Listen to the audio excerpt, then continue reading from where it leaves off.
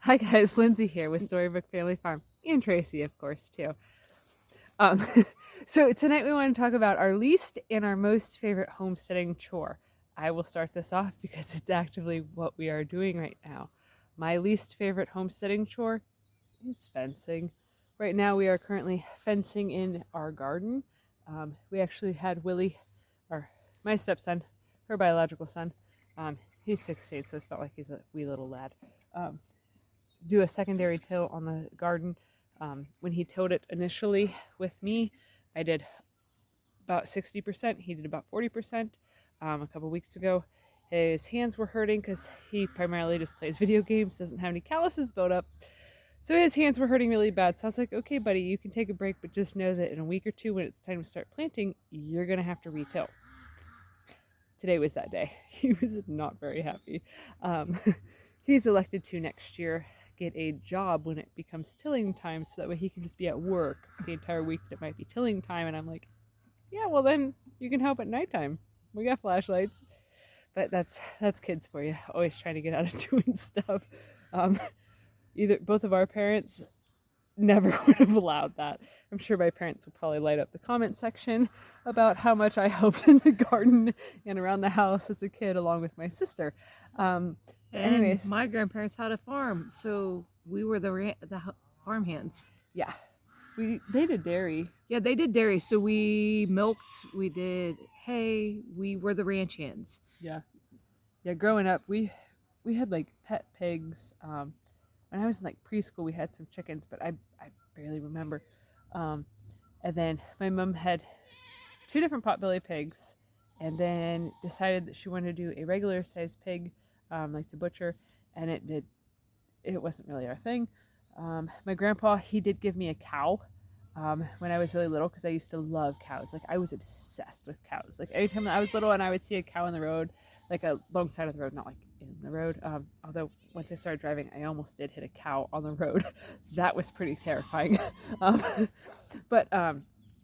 So when I was little, every time that I would see a cow alongside of the road, I'd be like, my moo-moo friend, my moo-moo friend. So one year when I was probably about like 9 or 10, my grandpa had some extra calves born, and he was like, Lindsay, if you want to have a calf, you can pick out a calf and I'll give it to you.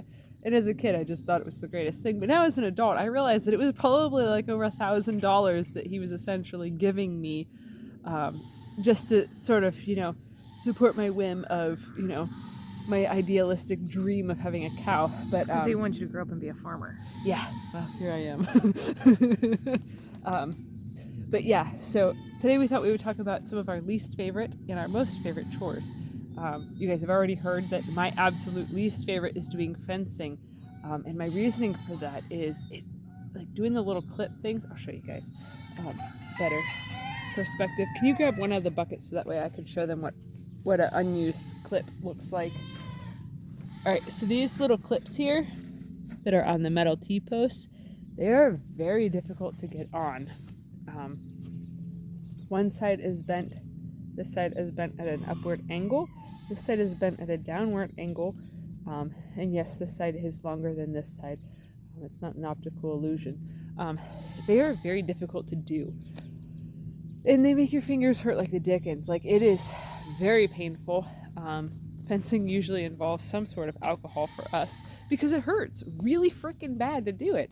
And, well, even if we were stone cold sober, our fence lines are never straight, and I am very OCD about stuff like that, so it drives me crazy. So I hate doing fencing, because it's constantly like, look at this imperfection, look at this imperfection, look how imperfect you are, and it just... And I usually say it's never going to be straight, just forget about it. Yeah. Tracy's not a perfectionist, so I am in some things, but fencing, I know, I've done lots of fencing. You ain't getting it straight. Yeah, and we don't have any fancy pants like fence stretcher or anything like that. So you've heard my least favorite. So what is your least favorite? You can't pick fencing. It ranks up there pretty high. The nice thing about once it's done, you don't really have to redo it, hopefully.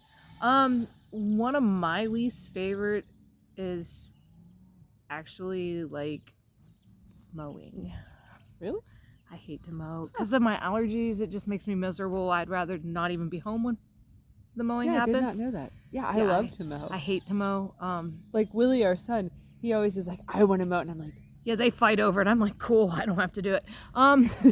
yeah, I like to mow, but I also like to vacuum. I'm a really weird person like that. It's like, I think because of the OCD in me, like it's to make the symmetrical lines and to make things go from unperfect to perfect. It's very soul satisfying. Also am not a big fan of cleaning out the manure. See, I have a terrible sense of sniff, so Well, I do now right I now know why because of that's allergies. my job.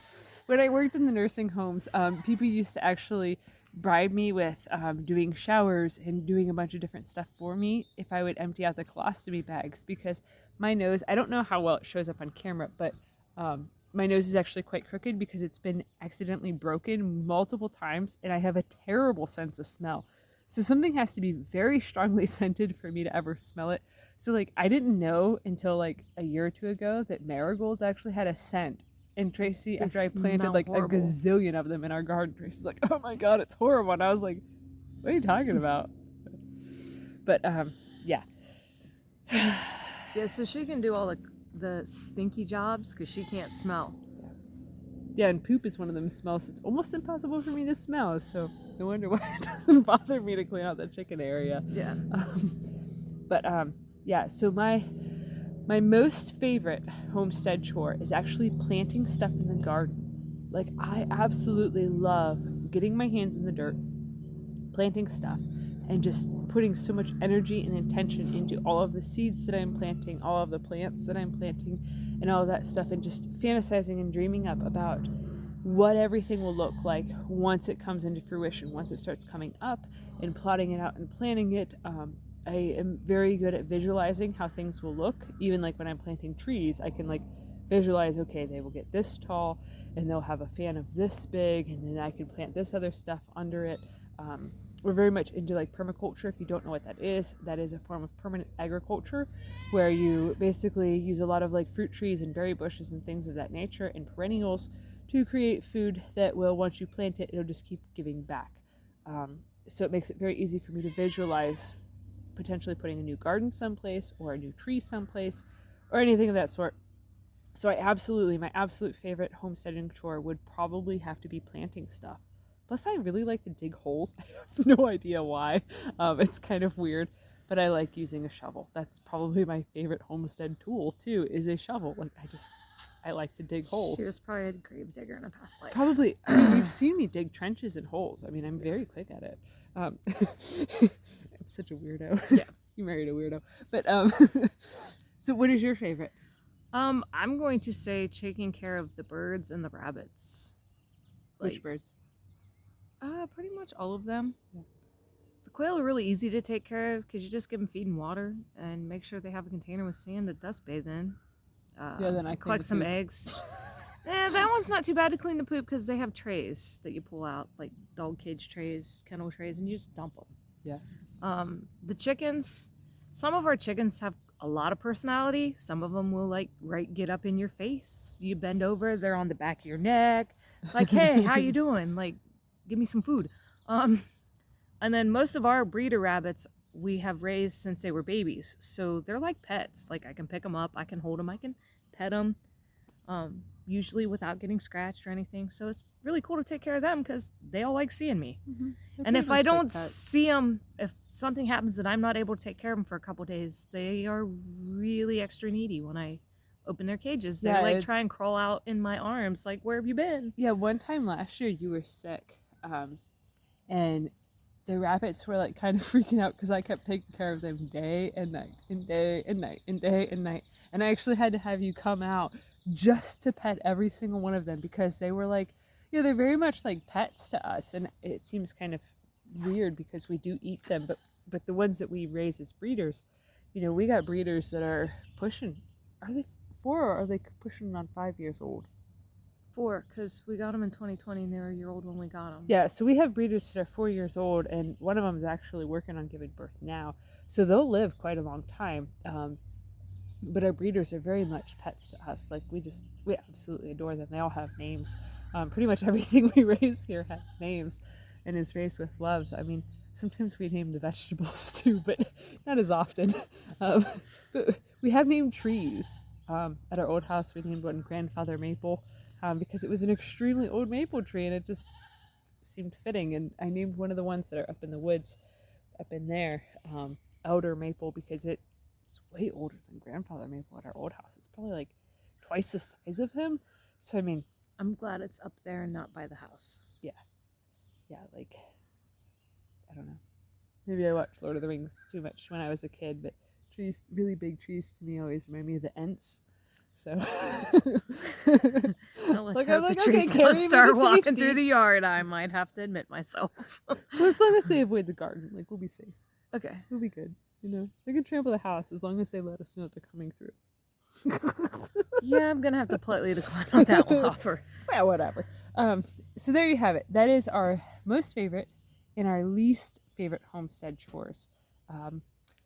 Thank God Tracy doesn't like to mow the grass, otherwise we'd probably have to arm wrestle for who got to mow every week. Yeah, like, also with mowing the grass comes snakes. Not a big fan of snakes, so I'll let everybody else do it. That's fine with me, because I can be like, oop, I didn't see it. But so that's it for today. I hope you guys enjoyed. If you are enjoying our content or seeing more of my wife's beautiful face, which in a future video we will explain why she's making more performances on the videos and more appearances, but that'll probably be on Friday. So if you guys are enjoying this content, please give our videos a thumbs up so you can help support us in our journey to very much so earning our own income from our homestead and from teaching people and just sharing our lives, and sharing a lot of our energy and our love with the planet.